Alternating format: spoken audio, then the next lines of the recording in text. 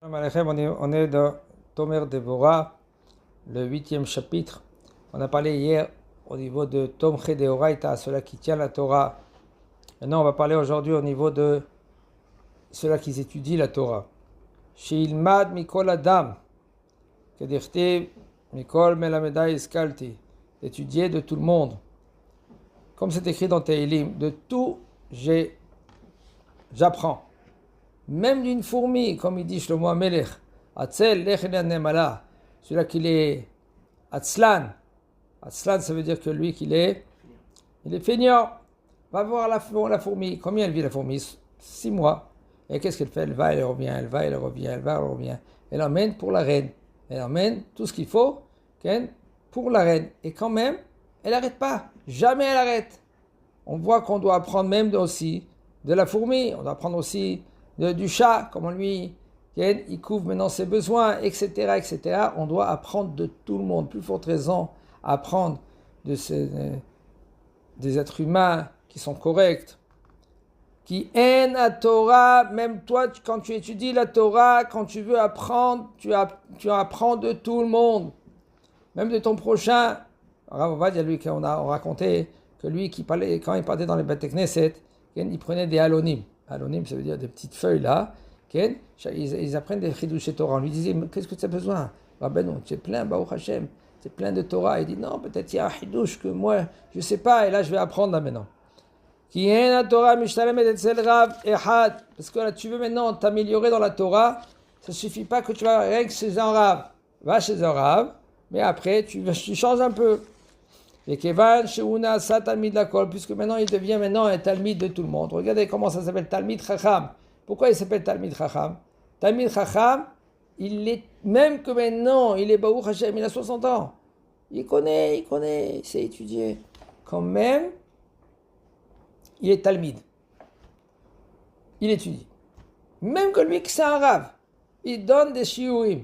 Quand même, il est considéré comme un Talmid, comme un élève.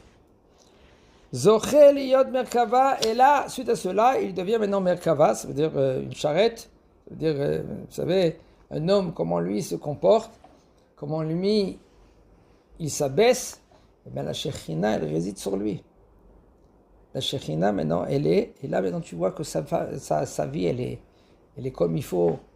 Et lui, des fois, il dit des choses qu'est-ce que la volonté d'Akadosh Baruch Hu. Minashamayim aussi, on le met dans le chemin, on le berce, comme on dit. Et qui c'est qui lui donne maintenant de Ashpaot? Ashpaot, ça veut dire des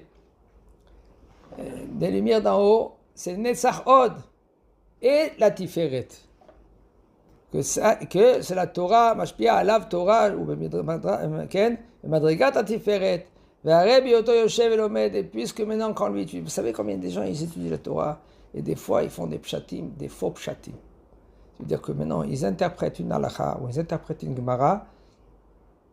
Et c'est à côté. À côté. Ils n'ont rien compris. Ils expliquent. Excusez-moi, ils expliquent maintenant une halakha. Hachem, je pense, c'est tordu. Et pourquoi? Parce que ces actions, ils ne sont pas correctes. Akadosh Baruch Hu lui donne le émet. Ça dépend des actions de celui-là qu'il étudie. Comment lui, il étudie? Est-ce que lui, quand lui, il étudie pour étudier le émet? Il va jusqu'au bout du émet. Et si maintenant il comprend que c'est pas émet, c'est bon, accepte. Même que c'est un enfant qui vient et qui te dit tu t'es trompé, ben tu t'es trompé.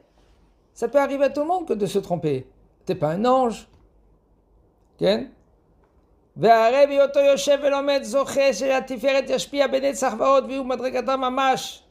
puisque maintenant lui, il étudie comme il faut dans le émet, et bien le Netzach Od, maintenant il lui donne, grâce à la Tiferet.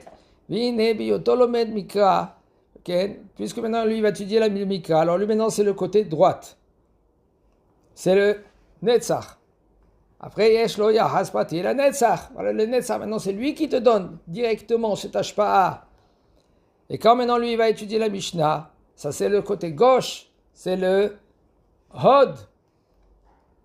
Yeshlo Yahas Prati. Et la Hod, la Gemara, maintenant quand tu étudies la Gemara, ça concerne tout. Même la Mishnah, même les Braïtot, même la Gemara en elle-même, mais là, c'est quoi? C'est Hod et Netzach ensemble.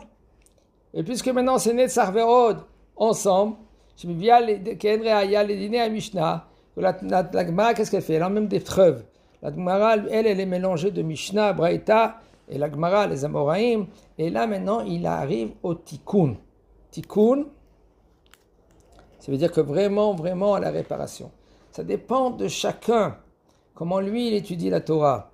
Quel niveau il étudie la Torah? Vadaï, que si un homme, il ne peut pas maintenant monter de niveau sans qu'il a commencé maintenant. Comme il y en a des gens, beaucoup de fois, il y en a des gens qui veulent étudier la Kabbalah. Tu peux étudier la Kabbalah? Ouais, ça dépend. Ça dépend de quel niveau que tu te trouves. Tu ne peux pas maintenant étudier la Kabbalah à un niveau de Mekoubalim. Tu peux avoir des notions. C'est bien. Si Baruch Hashem, tu as passé les 40 ans. 40 ans, quelqu'un qui peut étudier la Kabbalah, il peut étudier même à l'âge de 25 ans la Kabbalah. Ça dépend où il est sa tête. Si maintenant il étudie la Gemara, et c'est un Avrech, il étudie un Avrech. Et quand lui, il étudie dans la yeshiva, ou dans un kollel, Baruch Hashem, il est arrivé à un niveau. Il peut avoir des notions de Kabbalah, et de comprendre doucement, qu'est-ce qu'il a voulu transmettre, le Maocho. Rabbi Chaim Vital, suite à son Rav, le Harizal. Là, il peut doucement rentrer, ça dépend quand dans la journée. Okay? Mais avant un homme que lui, que Baruch Hashem, il travaille. La majorité de sa journée, il travaille. Alors, il faut qu'il apprenne à Halacha. Parce que sans Halacha, Vadaï qui va trébucher. C'est Vadaï. Chilou Shabbat, c'est Vadaï qui va avoir. Dans tout domaine, combien de fois des gens, ils font bassar, bechalav, ils mélangent, ils font n'importe quoi. Pourquoi? Parce qu'ils savent pas la halakha. Des halakha simples. Il dit, tu as 3 heures, tu étudies la halakha. Tu as plus que 3 heures, tu commences à monter. Gemara, tu rentres un peu dans la Gemara, tu définis les choses. Comment arriver à la halakha? Il faut arriver, il faut comprendre qu'est-ce que ça veut dire la halakha. Il y en a quelqu'un qui dit, Bekoshi, il étudie 2 heures. Il vient chez un rav, il dit, je ne suis pas d'accord avec... Pourquoi tu n'es pas d'accord? Tu n'es pas d'accord suite à quoi? Viens, on va faire ensemble. D'accord? On va rentrer dans la Gemara. Pour comment le rav, lui, maintenant, le Acharon, le rav, par exemple, là-bas, c'était le rav Yitzhak Yosef. Il a dit une halakha. Et suite à cette halakha-là, maintenant, Ken, il dit, comment je ne suis pas d'accord? Comment il dit une chose pareille? Bon, viens, on va faire maintenant la Gemara. On va rentrer dans la Gemara. Après, on est rentré dans le Bet Yosef. Après, on est rentré dans...